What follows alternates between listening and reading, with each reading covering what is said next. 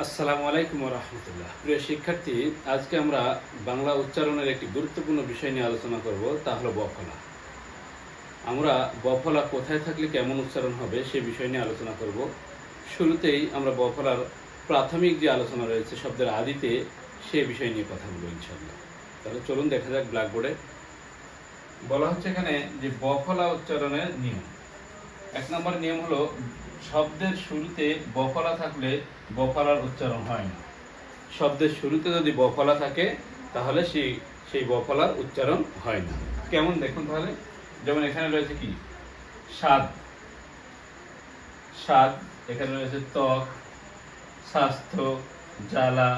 দেখুন এই শব্দগুলো প্রত্যেকটার সাথে কি শব্দের শুরুতে বফলা রয়েছে, কিন্তু বফলার উচ্চারণ হয় না। তাহলে আমরা প্রিয় শিক্ষার্থী আমরা দেখব যখনই কোনো শব্দের শুরুতে বফলা থাকবে তখন আমরা কি করব, বফলার উচ্চারণ করব না। আসসালামু আলাইকুম রাহমাতুল্লাহ।